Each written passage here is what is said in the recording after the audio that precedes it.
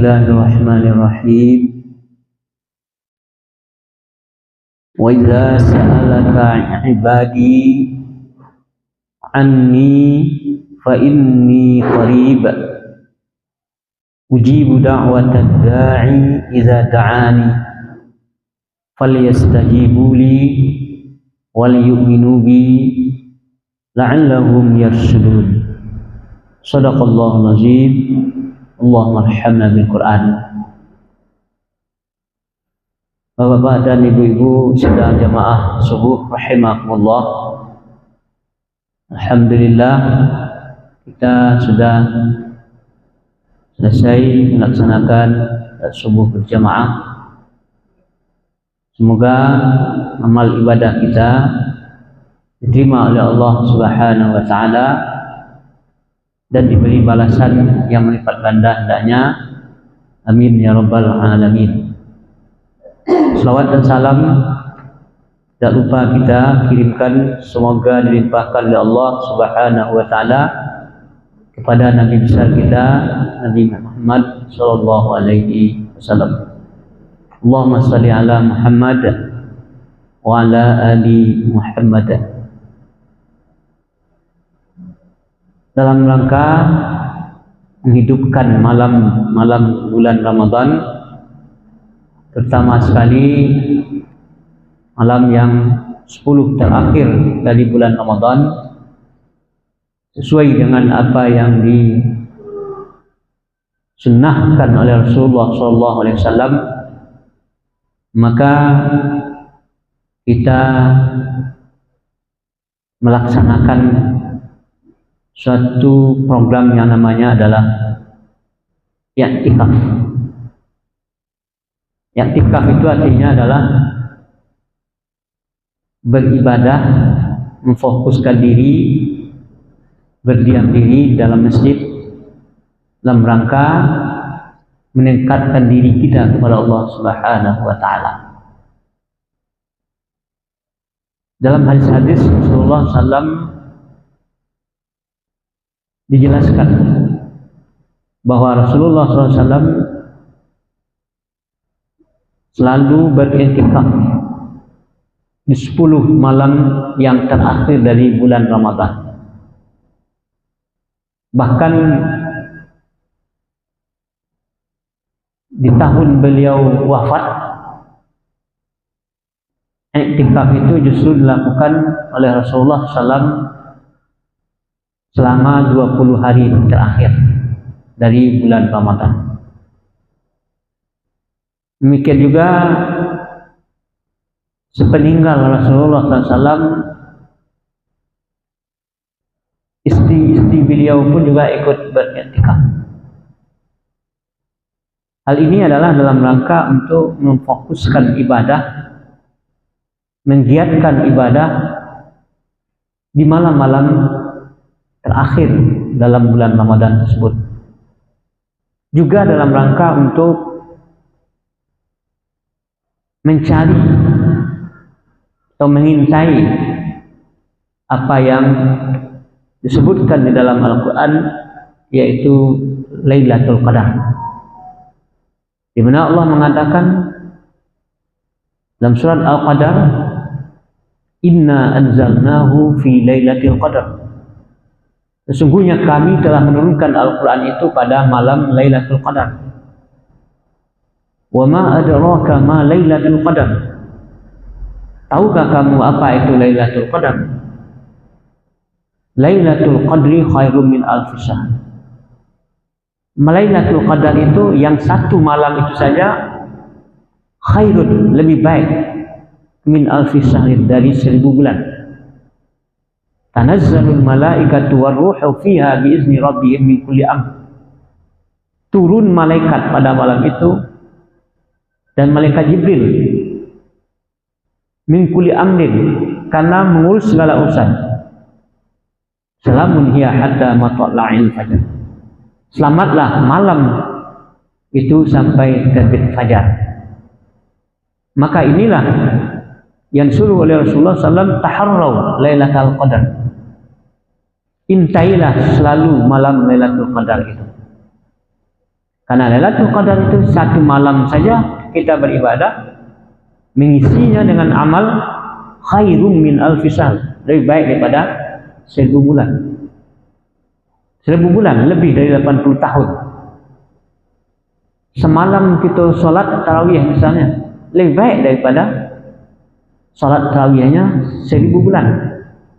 Semalam kita sholat fardu, sholat isya misalnya, lebih baik daripada 1000 bulan kalau dilakukan dalam Lailatul Qadar. Pada malam Lailatul Qadar kita baca Al-Quran, itu lebih baik daripada 1000 bulan. Pada malam Lailatul Qadar kita berinfak, bersedekah, berzikir, istighfar, itu lebih baik daripada 1000 bulan. Inilah maknanya. Maka Rasulullah perintahkan taharrau, intai Lailatul Qadar itu, karena dirahasiakan, malamnya itu dirahasiakan oleh Allah Subhanahu wa Ta'ala. Maka jangan luput bagi kita satu malam pun dari beribadah, menghidupkan malam-malam dari Ramadan tersebut, terutama 10 malam terakhir. Dan lebih khusus lagi pada malam-malam ganjilnya. Nah, maka kita berusaha menghidupkan itu dengan membuat program iktikaf. Bapak Ibu jemaah rahimakumullah, surah Al-Baqarah ayat 196 tadi Allah menjelaskan kepada kita bahwa amalan ibadah di antaranya yang diperintahkan Allah itu pada malam-malam terakhir Ramadan itu adalah banyak-banyak kita berdoa kepada Allah Subhanahu wa Ta'ala. Dan itu pun juga bukan dari 10 terakhir, tapi dari awal sampai akhir. Bahkan kapan saja sebenarnya. Tapi Ramadan ini dikhususkan. Banyak hadis-hadis yang menggambarkan bahwa doa kita ini dalam bulan Ramadan ini dikabulkan Allah Subhanahu wa Ta'ala. Siang hari pun selama kita berpuasa, istighfar kita pun dikabulkan Allah, doa kita dikabulkan Allah sampai berbuka. Dan bukan hanya itu, kita berdoa itu akan dikabulkan Allah. Dan dalam hadis riwayat Imam Ahmad, tastaghfiru lahumul malaikatu hatta yuftiru, malaikat pun juga memohonkan ampun baginya, bagi orang yang berpuasa itu sampai berbuka. Jadi selama dari terbit fajar itu sampai masuk berbuka, malaikat mendoakan kita, mohonkan ampunan. Itu siang saja seperti itu, apalagi malam-malamnya. Bahkan di ujung hadis tersebut disebutkan wa yaghfiru lahum fi akhiri kulli lailah, di akhir setiap malam itu Allah berikan keampunan kepada hamba-hambanya. Nah, kalau Allah memberikan ampunan, Allah pun juga memberikan surga. Allah sediakan surga. Wa yuzayyanu lahum jannatahu, atau dalam lafaz lainnya wa yuzayyinullahu jannatahu, Allah hiaskan surganya kulla lailah, setiap hari Ramadan itu dihias Allah surganya. Kemudian Allah berfirman kepada surga itu, yusiku ibadis salihun ayulku anhumul ma'unatu wal azab, sebentar lagi hamba-hambaku yang soleh, yang melaksanakan ibadah, yang melaksanakan malam-malamnya, melaksanakan puasa dan lain sebagainya, itu akan menemui engkau wahai surga, akan dimasukkan pada engkau. Artinya apa? Surga sebagai tempat yang memang sudah sempat terbaik yang disediakan Allah SWT, itu diperbaiki lagi, dihiasi lagi, dan disediakan bagi hamba-hambanya yang soleh. Mudah-mudahan kita dalam rangka menggapai itu, kalau dosa diampuni, maka surga akan diberikan kepada kita. Sama dengan surat Ali Imran ayat 133. Sari'u ila maghfiratin min rabbikum wa jannatin 'arduha as-samawati wal ardh u'iddat lil muttaqin. Segera mohon ampun kepada Allah, dan surga sedang menunggu. Wa jannah, surga disediakan bagi orang yang bertakwa. luasnya seluas langit, bahkan ditambah lagi dengan bumi, amat luas. Sediakan bagi orang-orang yang bertakwa. Inilah dia.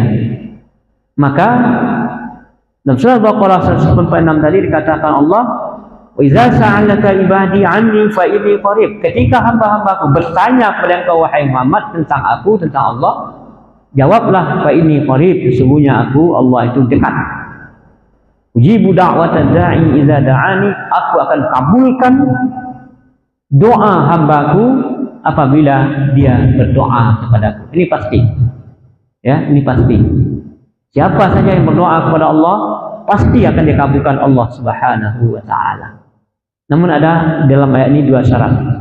Falyastajibuli, hendaklah mereka memperkenankan dulu seruanku, memperkenankan dulu perintah-perintahku, menghentikan dulu laranganku. Itu namanya istijabah. Syarat pertama. Di kerajaan dulu ayin suruh Allah, diantian dulu yang larang Allah. Sudah itu wal yu'minu bi, hendaklah mereka itu beriman, yakin denganku. Betul-betul beriman dia dan yakin bahwa doanya itu akan dikabulkan Allah Subhanahu wa taala. Ikhlaskan dirinya dalam berdoa kepada Allah dan jangan tergesa-gesa. Ini pasti doa kita akan dikabulkan Allah Subhanahu wa taala. Maka perlu kita ketahui juga cara Allah mengabulkan doa itu ada beberapa hal. Pertama, memang sesuai dengan apa yang kita minta itu. Wak minta itu dikabulkan. Satu. Yang kedua, Allah berikan pengabulan doa itu dalam bentuk lain. Ya, yang mungkin lebih baik daripada yang kita minta tadi. Yang ketiga, dalam bentuk Allah mengabulkan doa itu dihilangkan daripada kita persoalan, kesulitan dan lain sebagainya. Yang ketiga. Dan yang keempat, ditangguhkan oleh Allah pengabulan doa itu. Mungkin tangguhkannya di dunia ini juga pada masa-masa yang datang. Dan yang kelima, ditangguhkan sebagai simpanan amalan kita nanti di akhirat. Jadi tidak ada yang tidak dikabulkan Allah. Namun perlu kita ingat bahwa ada doa-doa yang terhalang untuk dikabulkan Allah Subhanahu wa taala. Ada penyebabnya.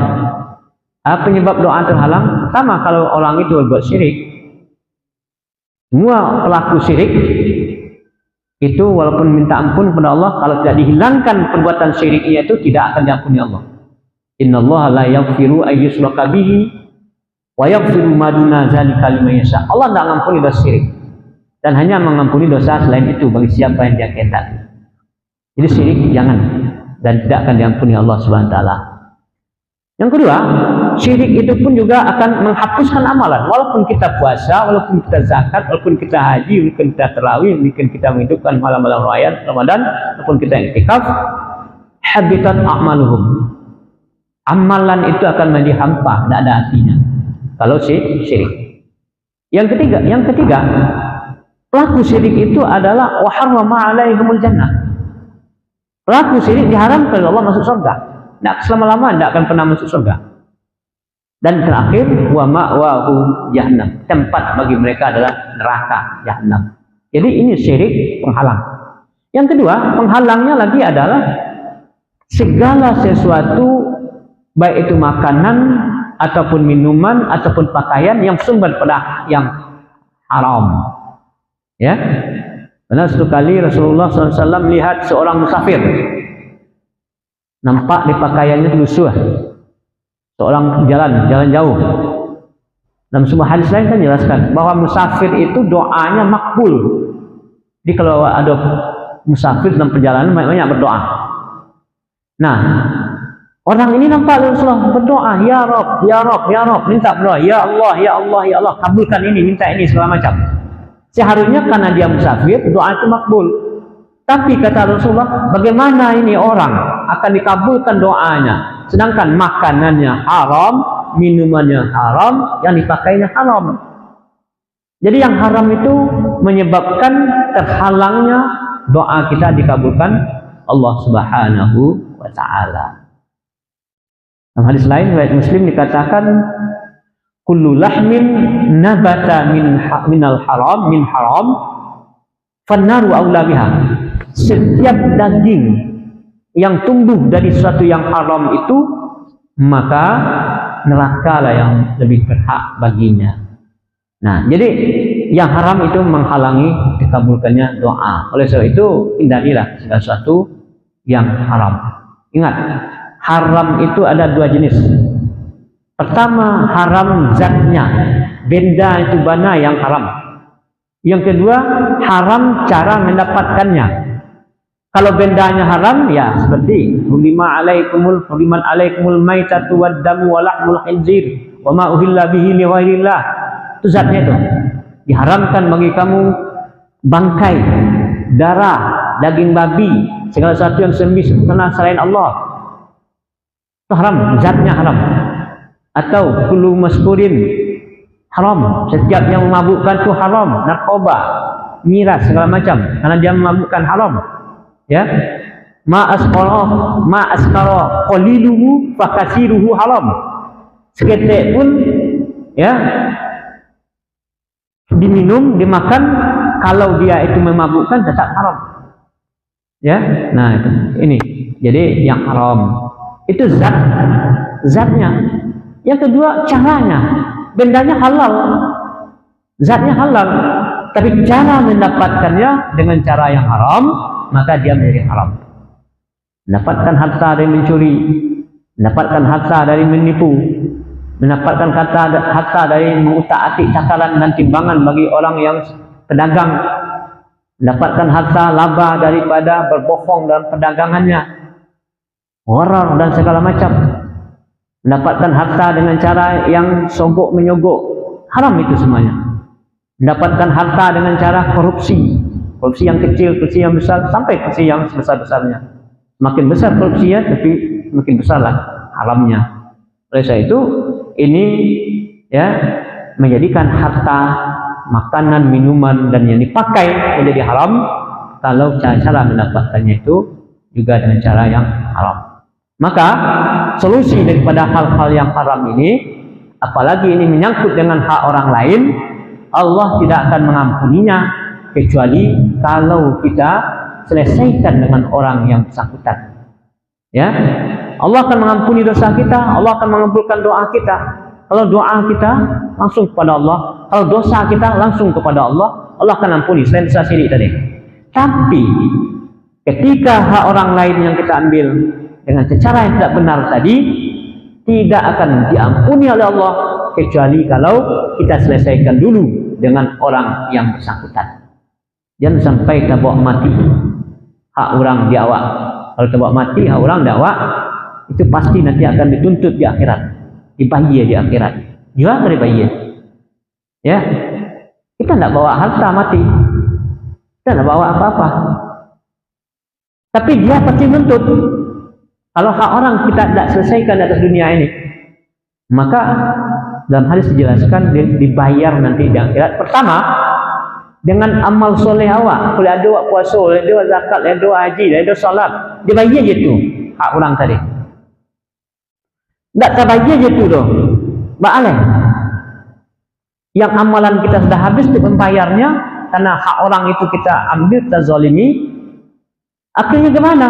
Dia tetap menuntut, dosanya diberikan kepada orang yang melakukan tadi. Nah, dosa orang dia dibuang kenyong. Amalannya dia kurang tadi, tak terbayar. Kalau tak bayar, dosa orang timbukan. Sudahlah, dosanya sendiri lah banyak juga, amal solehnya lebih untuk bayarnya, dan tambahkan lagi dosa orang itu. Akhirnya gimana? Inilah yang disebut oleh Rasulullah muflis, orang yang bangkrut. Bangkrut itu artinya nyolai beramal tadinya, ya.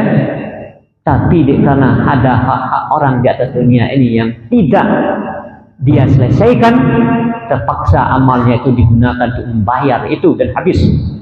Belum terbayar, dosa orang itu diberikan pula kepada dia. Nauzubillahi min dzalik. Mudah-mudahan jangan sampai kita hendaknya mendapatkan yang begitu. Maka berkaitan dengan itu, ya, pertama mari kita giatkan hari-hari terakhir bulan Ramadan ini dengan maksimalkan ibadah kita kepada Allah Subhanahu wa taala. Salat fardu lainnya sudah berjamaah. Tingkatkan dengan salat sunatnya sebelum salat fardu, salat tarawihnya, salat witir, salat malamnya. Kemudian tingkatkan lagi dengan zikir-zikir dan doa, tingkatkan lagi dengan infak sedekah, tingkatkan lagi dengan baca Al-Quran, maksimalkan amal ibadah kita. Tidak berapa hari lagi, sekarang sudah hari yang ke-20, ya tak? 20 Bikola malam ke-21. Makanya awak tadi malam dah mulai sebenarnya istikaf, tapi sebagian kawan-kawan besok, nanti sore malam masuknya, mudah-mudahan ya makin ramai kita melakukan iktikaf ini. Dan kemudian untuk menambah wawasan dan ilmu kita, maka kita adakanlah kajian yang disebut dengan daurah siasah syariah, kajian tentang siasah. Siasah itu sistem kepemimpinan, sistem perpolitikan di dalam Islam, dalam syariah. Artinya apa? Islam itu memberikan gambaran arahan tentang masalah siasah, dan itu ada babnya dalam kitab-kitab fikih yang ditulis oleh para ulama, dan itu sudah diamalkan oleh Rasulullah, oleh para sahabat, menyangkut dengan urusan kita sesama manusia dalam hal kepemimpinan, dalam hal menunaikan amanah, dalam hal menunaikan kewajiban, baik itu kewajiban yang dipimpin ataupun kewajiban yang memimpin, sehingga bagaimana caranya sehingga kepemimpinan itu berjalan sesuai dengan ketentuan Allah. Tujuannya apa? Tujuannya dua. Pertama, kepemimpinan Islam itu tujuannya hirasatuddin, menjaga, memelihara, menegakkan agama. Yang kedua, ya, amrud dunia, urusan dunia. Jadi pemimpin itu urusannya bukan masalah dunia saja, bukan masalah ekonomi saja, bukan masalah kehidupan saja. Ya, dunia ya diurus oleh pemimpin, agama dan akhirat juga diurus oleh pemimpin. Itu dalam Islam. Maka ini yang akan kita kaji, ya, setiap hari jam 9 sampai jam 12. Ya, daurahnya. Nah, nanti siang pagi ini akan dimulai itu Ustaz Desembri Ceniago Sahabat.